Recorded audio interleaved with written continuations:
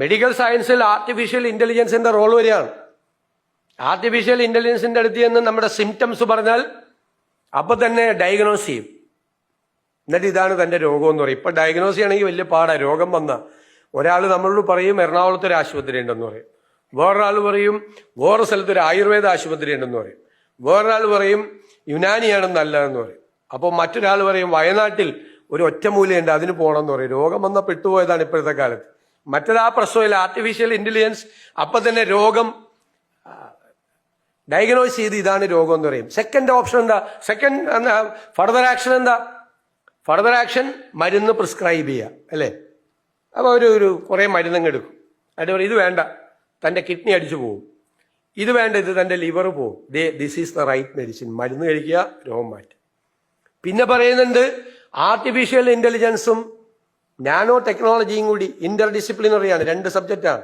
രണ്ടും കൂടി ഉണ്ടാക്കിയിട്ട് ഒരു നാനോ സംഭവം ഉണ്ടാക്കി, ചെറിയൊരു സംഭവം. അത് ഇഞ്ചക്ട് ചെയ്യാം നമ്മുടെ വെയിനിലൂടെ. അത് ഇഞ്ചക്ട് ചെയ്തിട്ട് അതിങ്ങനെ പോവും. നിങ്ങൾ വീഡിയോ ഗെയിം കളിക്കില്ലേ, ഇങ്ങനെ കയ്യിൽ വെച്ചിട്ട് ഇങ്ങനെ ആ സ്റ്റിക്ക് വെച്ചിട്ട്, അതുപോലെ ഡോക്ടർ ഇങ്ങനെ ഇതിനെ കൺട്രോൾ ചെയ്യും. അപ്പൊ ഈ സാധനം ഇങ്ങനെ പോവും. ഇത് പോയിട്ട് ഹാർട്ടിലെ ബ്ലോക്ക് ഉണ്ടെങ്കിൽ ബ്ലോക്ക് കംപ്ലീറ്റ് മാറ്റും. അപ്പൊ ആൻജിയോപ്ലാസ്റ്റി ഇല്ല, ബൈപ്പാസ് സർജറി ഇല്ല, ബ്ലോക്ക് മാറി. ശരീരത്തിലൂടെ പോയി ശരീരത്തിലെ ക്യാൻസറസ് സെല്ലുകൾ മുഴുവൻ റിമൂവ് ചെയ്യും. കീമോതെറാപ്പി ഇല്ല, റേഡിയേഷൻ ഇല്ല, മുടി കൊഴിയില്ല, ഒന്നുമില്ല, ക്യാൻസർ മാറും. ഇങ്ങനെയാണ് രോഗങ്ങൾ മാറ്റാൻ പോകുന്നത് വരുന്ന കാലത്ത്. പിന്നെ പറയുന്നുണ്ട് ഹാർട്ട് പോയാൽ വേറൊരാളുടെ ഹാർട്ടല്ല, artificial heart, artificial kidney, artificial liver. Artificial ലിവറിന്റെ കണ്ടുപിടുത്തം കഴിഞ്ഞ് അതിന്റെ ക്ലിനിക്കൽ ഇത് നടന്നുകൊണ്ടിരിക്കുകയാണ്. ഉടനെ വരും ആർട്ടിഫിഷ്യൽ ലിവർ. ഇപ്പൊ തന്നെ, അധിക സമയമുണ്ട, അടുത്ത നൂറ്റാണ്ടിലേക്ക് പോകണ്ട, ഇപ്പൊ തന്നെ വരും, റെഡി ആയിക്കൊണ്ടിരിക്കുകയാണ്. ലോകത്ത് ഗവേഷണം നടക്കുകയാണ്. പിന്നെ ചിലപ്പോൾ ഒരു 150 വയസ്സാവുമ്പോൾ ചിലപ്പോൾ എല്ലാം ആർട്ടിഫിഷ്യൽ ആയിരിക്കും ശരീരത്തിൽ, പഴയ സാധനമൊന്നും ഉണ്ടാവില്ല, അതായിരിക്കും വരുന്നത്. പിന്നെ വേറെ സംഭവം പറയുന്നുണ്ട്, ആർട്ടിഫിഷ്യൽ ഇന്റലിജൻസ് ചെയ്യാൻ പോകണം. അത് കണ്ട് എനിക്ക് നിങ്ങളോട് ഭയങ്കര അസൂയ തോന്നുക. കാരണം നിങ്ങളുടെ ജനറേഷനാണ് അത് കിട്ടാൻ പോകുന്നത്, ഞങ്ങൾക്ക് കിട്ടാൻ സാധ്യത കുറയില്ല. എന്താ കാര്യം? ഏജിങ് പ്രോസസ്സ് റിവേഴ്സ് ചെയ്യും.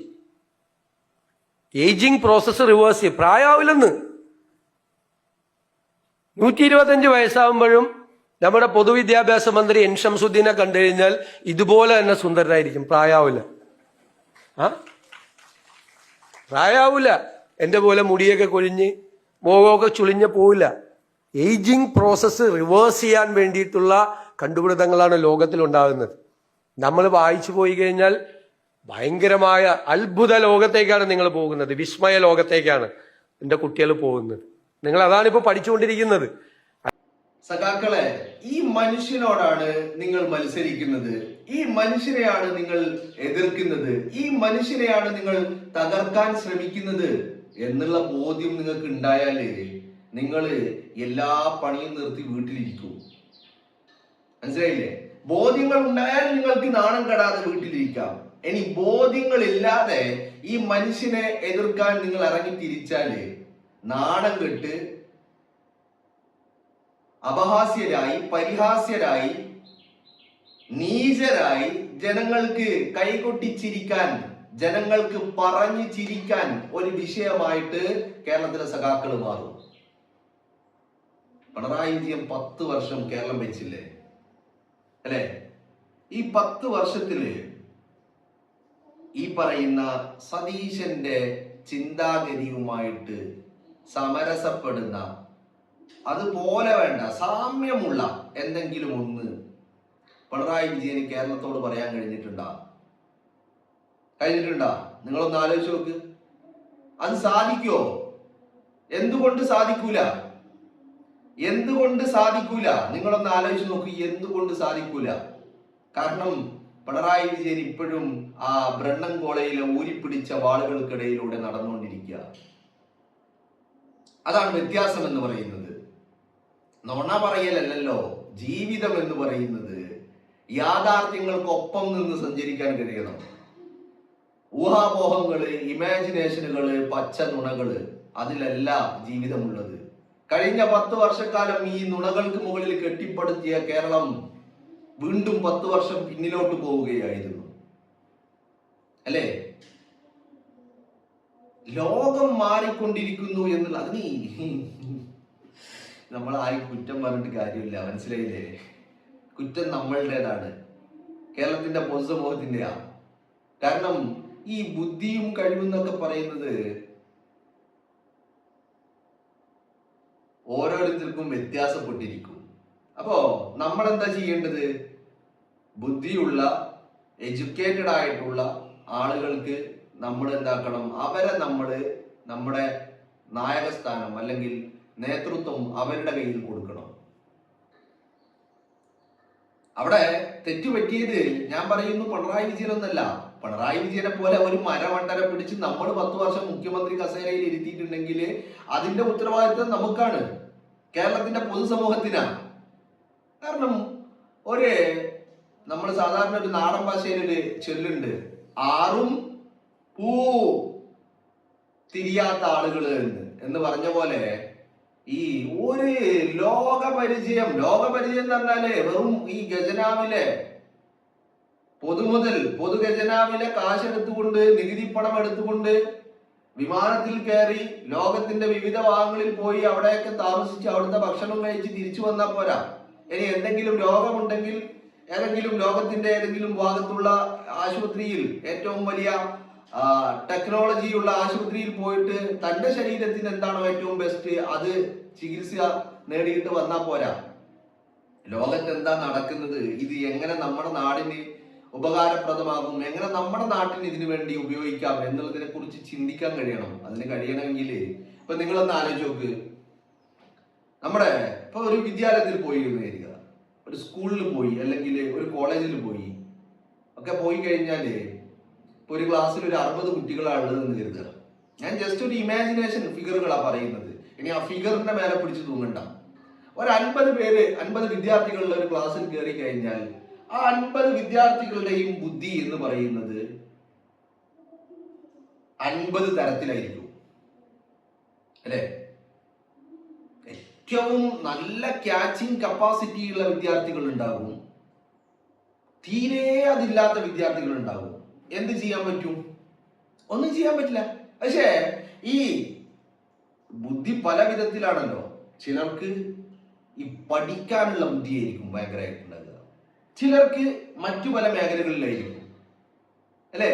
നിങ്ങളൊന്ന് ആലോചിച്ച് ഇപ്പൊ പറയുന്ന ഞാനും കേൾക്കുന്ന നിങ്ങളും സ്കൂളിലെ ക്ലാസ്സിലെ നിങ്ങൾ പഠിക്കുന്ന കാലഘട്ടത്തിൽ നിങ്ങളുടെ ക്ലാസ്സിലെ ഏറ്റവും നന്നായിട്ട് പഠിച്ചു കൊണ്ടിരുന്ന വിദ്യാർത്ഥികള് അവര് ഏതെങ്കിലും ഓഫീസിലോ ഏതെങ്കിലും സർക്കാർ ഓഫീസുകളിലോ സ്കൂളുകളിലോ ഒക്കെ പഠിപ്പിക്കുന്നുണ്ടാവും, ജോലി ചെയ്യുന്നുണ്ടാവും, അല്ലെ?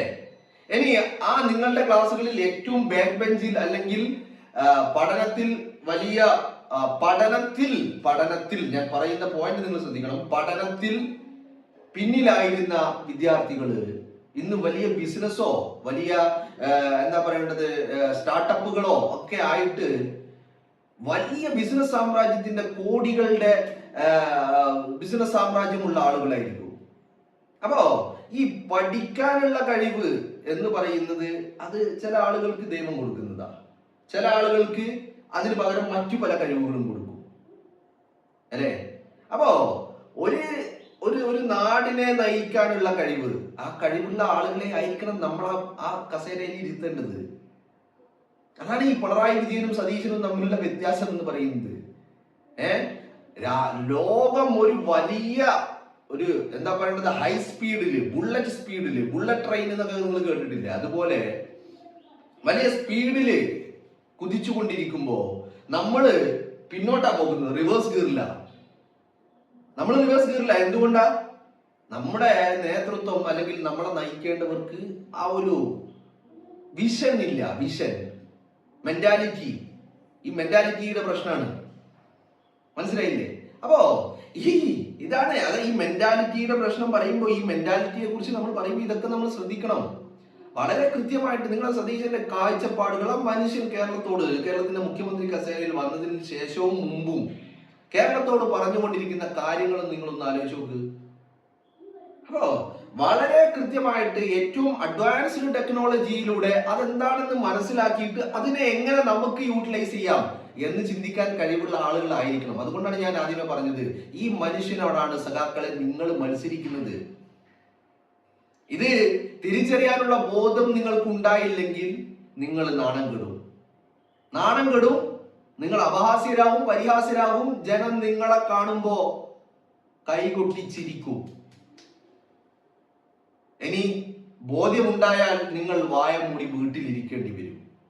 ഇത് സഖാക്കളുടെ ഒരു ഗതികേടാ. കാരണം നിങ്ങളോട് ഇപ്പോഴും നിങ്ങളുടെ നേതാക്കന്മാർ പറഞ്ഞിരുന്നത് എന്താ?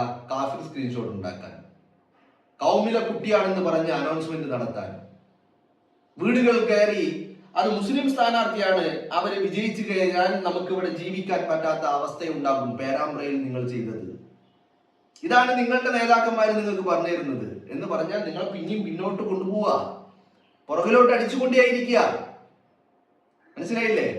അപ്പോ അധികാരത്തിന് വേണ്ടി എന്ത് ചെറ്റത്തരവും ചെയ്യാമെന്നുള്ളതിനപ്പുറം കേരളത്തിന് വേണ്ടി എന്ത് ചെയ്യാൻ കഴിയും? അതാണ്. സതീശനോട് മുട്ടാൻ നിങ്ങൾക്ക് സാധിക്കൂല. എന്തുകൊണ്ടാ? ഈ ഒരു 10, 40, 50 ദിവസം സതീശൻ അധികാരത്തിലേറിയിട്ട് 2 മാസം പൂർത്തിയാകാൻ പോകുന്നു. ഇപ്പൊ 18-ാം തീയതി ആയ 2 മാസം പൂർത്തിയാകും. ഈ 2 മാസത്തിനിടയിൽ സതീശന്റെ വായിൽ നിന്ന് വന്ന വാക്കുകൾക്ക് മുന്നിൽ പകച്ചു നിൽക്കേണ്ടി വന്നിട്ടുണ്ടോ പിണറായി വിജയന്? എന്തുകൊണ്ടത് അറിയില്ല. ആകെയുള്ളത് ഈ പറയുന്ന വാട്സപ്പ് യൂണിവേഴ്സിറ്റിയിൽ നിന്ന് കിട്ടുന്ന ക്യാപ്സൂളുകളാ. ആ ക്യാപ്സൂളുകൾക്ക് തിങ്ക് ടാങ്ക് എന്താണെന്ന് ഡിഫൈൻ ചെയ്യാൻ കഴിയില്ല. മനസ്സിലായില്ലേ? ആ ക്യാപ്സൂളുകൾക്ക് ബ്രെയിൻ ഡ്രെയിനിനെ ഡിഫൈൻ ചെയ്യാൻ കഴിയില്ല. ആ ക്യാപ്സൂളുകൾക്ക് റെമിറ്റൻസും റിവേഴ്സ് റെമിറ്റൻസും എന്താണെന്ന് ഡിഫൈൻ ചെയ്യാൻ കഴിയില്ല. അതുകൊണ്ടല്ലേ സതീശന്റെ വാക്കുകൾക്ക് മുന്നിൽ അന്തം വിട്ടി ഇരിക്കേണ്ടി വന്നത് പിണറായി വിജയന് നിയമസഭയില്. ആ അന്തം വിട്ടി ഇരിക്കുമ്പോഴാണല്ലോ കോപാലൻ ചോദിച്ചത്, എന്തേ അണ്ണാക്കിൽ പിരിവെട്ടിയിരിക്കണോ, എഴുന്നേറ്റ് നിന്ന് ചോദിക്കുക എന്ന് പറഞ്ഞത്. എഴുന്നേറ്റ് നിന്ന് ചോദിക്കാൻ അറിയണ്ടേ? കാരണം സതീശന്റെ വാക്കുകൾക്ക് മുമ്പിൽ അന്താളിച്ച് നിൽക്കേണ്ട ഗതികേട് പിണറായി വിജയൻ ഉണ്ടായത് എന്തുകൊണ്ടാ? സതീശന്റെ വാക്കുകളെ കുറിച്ച് ബോധ്യമില്ലാത്തത് കൊണ്ട്. ആ മനുഷ്യനെ എതിരിടാൻ നിങ്ങൾ ഇറങ്ങിക്കഴിഞ്ഞാൽ നിങ്ങൾ എങ്ങോട്ടെത്തും സഖാക്കളെ?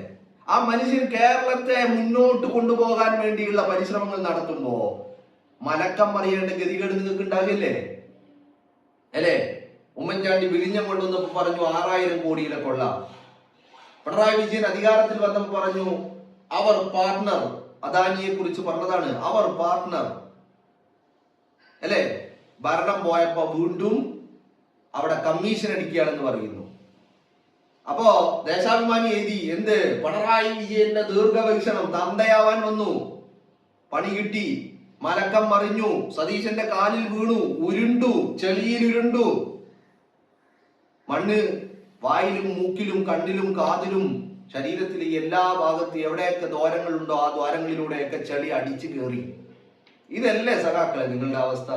ഈ മനുഷ്യനെയാണോ നിങ്ങൾ എതിരിടാൻ പോകുന്നത്? നിങ്ങളെ കൊണ്ട് 1000 ജന്മം എടുത്താലും സാധിക്കുമോ?